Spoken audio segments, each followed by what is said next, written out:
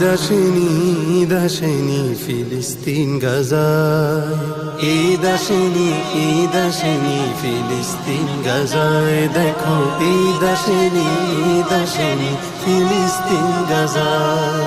সাহরি ছাড়া রোজা রেখে ঘাস খেলো ইফতারে, যে মায়েরই বুকের মানিক চোখের সামনে মরে।